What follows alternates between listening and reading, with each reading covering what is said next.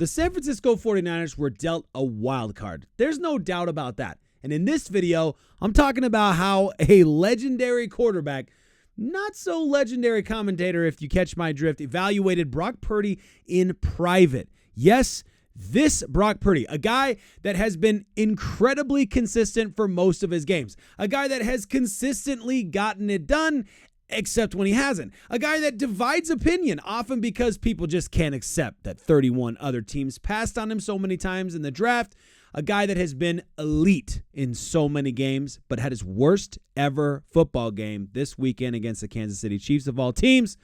If you're new here, I'm Nate, and I love talking about those 49ers even when they make me sad.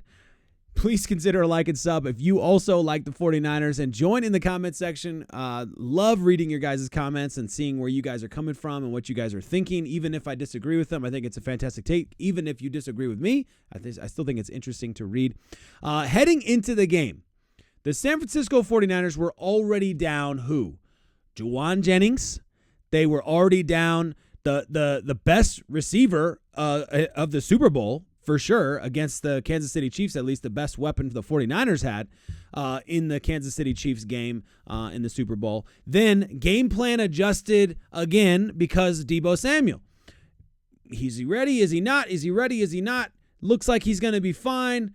I imagine that Kyle Shanahan has things in his mind that he knows he can do otherwise, but I wish I could go back in time, and I wish Kyle would just sit him down and say, Deebo, where you at? Deebo says 50-50, and Kyle says 2 hours to game, you're not playing, and we're moving on without you, and we're going to be just fine. You're going to get healthy, and we're going to game plan and have 2 hours of just head crunching. We're going to figure this out because it seemed like the 49ers did not have a really creative game plan early on in the first half because they had Deebo in mind, and Deebo wasn't out there. Then, of course, into the second quarter, Brandon Aiyuk goes down, and you lose him. And you're just asking a lot for what Brian Baldinger today called a flat team. You're asking a lot for a flat team to accomplish and to try and figure out. Now, Brian Baldinger, as I mentioned, spoke to 95.7 The Game today, and David Bonilla from 49ers Web Zone and I both had the same takeaways. He wrote a great article about it. I'll be sharing a little bit of what he had to say in a minute here. What really stuck out, though, was Baldy's insight on how Tom Brady evaluated Brock Purdy. That, I thought, was pretty interesting. Give this a listen and let me know in the comments what you think about how Tom Brady, according to Brian Baldinger, evaluated Brock Purdy prior to the game. Before kickoff, NFL analyst Brian Baldinger, who called the game on national radio for Compass Media Networks, caught up with the 7-time Super Bowl champion to get his thoughts on Purdy. Well, I think that Brady thinks he's got some restrictions with his arm. He's got some restrictions with his size. You're at 6'1". While Purdy's physical traits might be a concern, his game certainly has positives. This is David Bonilla talking. Although Sunday's performance certainly didn't highlight most of them, overall, Purdy has been impressive in his 3 NFL seasons. Again, agreeing with David so far all along the way.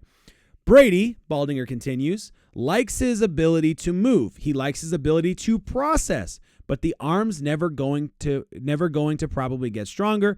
He does have good instincts. I asked him, can you coach pocket awareness? He said, absolutely not. Tom Brady says either you have that or you don't, and I think he's got that. So there's that pocket awareness that Brady is saying he notices in Brock Purdy, but his physical prowess, he's not going to get any faster. He's not going to get any taller. His arm's probably not going to get a lot stronger. So that's what you have to work with. So there are some limitations. His pocket awareness is on par with that of Chiefs star quarterback, according to Brian Baldinger. Now, I'm going to keep going on this in just a second here, some other comments that Brian Baldinger had to say, but I'm just interested. Let me know what you think about what Tom Brady's take is on Brock Purdy, essentially saying he's not a super tall guy, and that's not changing. He's not the strongest guy, and that's not going to change. But what he does have is pocket awareness, and he likes his flexibility, the way he moves in the pocket and out of the pocket. So there's the credibility you just got from Hall of Fame quarterback, future Hall of Fame quarterback, technically still Tom Brady. Now, obviously, Tom Brady's the first ballot Hall of Famer. There's no doubt about that. And his opinion obviously matters when it comes to evaluating quarterbacks, but it's also just another guy who played the game and his take. I think it's an interesting take for sure. I think it's a fair take that you kind of have to know, just like the New Orleans Saints had to do for so many years, you have to know what you have and what you don't have, right? And the best thing you can do as a football team is have a fair evaluation of your talent. And if you can do that, then you can figure out how to scheme things up. I think what happened with Brock Purdy and the reason I don't know why the team was flat. We need to talk about that. That's a very interesting thing we'll get to in a second here, I guess. But specific to Brock Purdy, I think you're asking a lot for a quarterback to have had basically no reps with Conley, no reps with Bell, and no reps with Pearsall, obviously. A couple reps with Cowing. Like, you're asking a lot for this quarterback to go out there and try and develop timing and awareness for players and their cuts and how they run the routes and all of that stuff, which there's nuance to that. I know we like to think like Madden, this is the route, that's what the player runs, but it's not that simple. I mean, Brock Purdy misses Ronnie Bell by a mile. And he kind of talked about after the game how his perspective was that he thought Ronnie Bell was coming out in a different spot. That's not your quarterback sucks. That's your quarterback is not used to throwing to that guy. And Ronnie Bell came out of the route cleaner, actually, with more separation than Brock Purdy anticipated. And Brock Purdy, credit to him, because when Ronnie Bell dropped an absolute dime to him in that Rams loss, that would have been the game winner, game-winning kind of catch, he totally backed Ronnie Bell.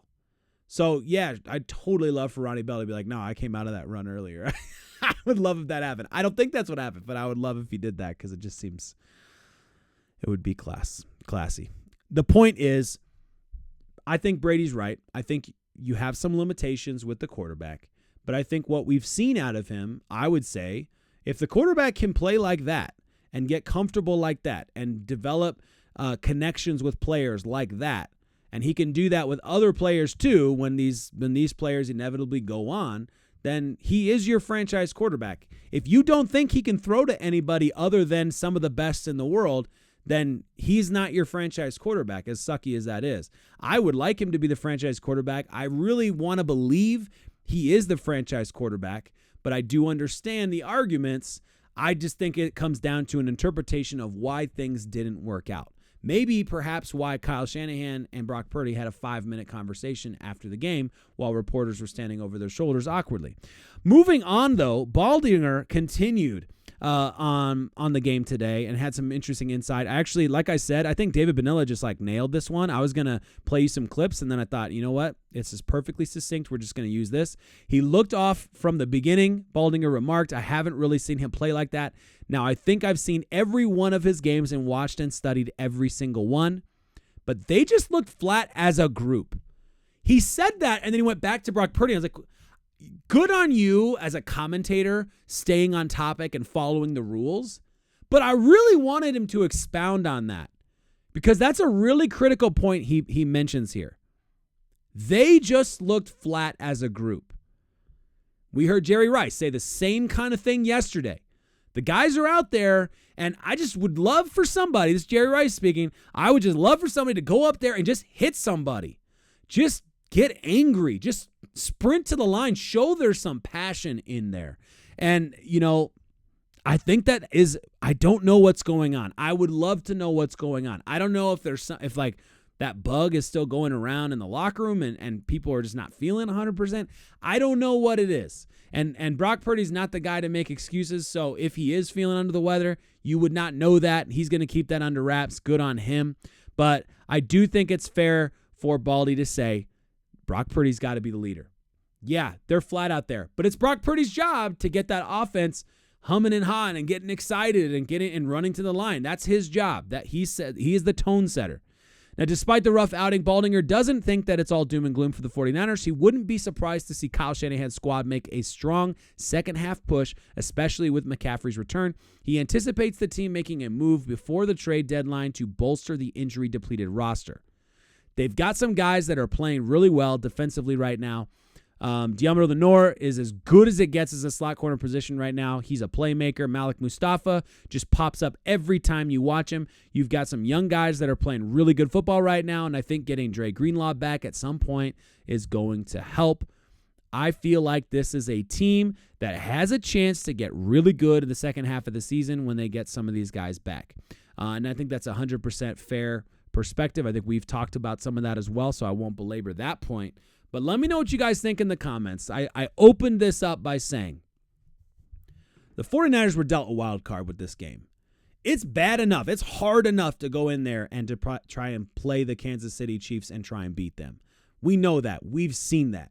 No matter how strong and healthy your team is, that is a very difficult team to beat. And to go up in there and to have Juwan Jennings out, who was your guy, in beating the man. Like that's how you beat man press. Juwan Jennings in the Super Bowl, we saw it several times where he was the guy that was figuring it out and getting open and getting catches and finding rhythm. Brock Purdy loves JJ. He just does, straight up. And you don't have him. That's tough. But then you lose Deebo. And you think you have him, which is worse. It'd be better if you just knew going into the game, I don't have him. And I'm practicing my reps with these other guys because they're my guy. I got to get my head in the right place. This is who my guy is. And he doesn't have Deebo. And you saw all of preseason and even in the first couple games that Deebo was the guy for the first when all of the starters were out on the field early on in the season. There was a connection there that happened in training camp. There was a connection there. That was definitely Brock Purdy's guy during training camp. So to lose him, look, I'm not going to act like, again, no excuses for Brock Purdy. I'm not trying to say he didn't have a bad game. He had a bad game. It was a terrible game, and he took credit for it. But I at least want to say it's fair that you lose your guys. These guys are dropping like flies, and that is definitely got to be hard on a team. If I told you before the game started, you're going to get Aiyuk for a couple catches, and then he's going to be injured the rest of the game. And Deebo Samuel is going to walk on the field, but he's going to be worthless on the field. You're not even going to be able to throw to him because he's so sick. And JJ is not going to be able to get healthy before the game starts. You go into that game against the Kansas City Chiefs, and you're like, yeah, we're probably not going to win that game, right? It doesn't help, of course, that Brock Purdy goes out there and throws some really unfortunate passes, makes some unfortunate decisions. But I'm going to stand by the guy. I still want to see Brock Purdy go out there against the Dallas Cowboys with whatever guys he's got available to him and see what he can do when he can prepare appropriately with the backups. That's what I want to see. I want to see Ricky Pearsall get some more separation. I want to see Jacob Cowing, man. Something about catching a ball on the sideline. We saw it in preseason. We saw it again against the Chiefs. He's got something, guys. He's got something. We got to keep feeding the ball to Jacob Cowing and continue to develop that player because there's something there, I think, guys. I think there's something there. We'll have to wait and see. Let me know what you think in the comments. I believe I did change it. I want to make sure I did. Okay. Following in the footsteps of the great Jerry Rice, instead of saying, what a time to be alive, I'm going to say it's time to be alive.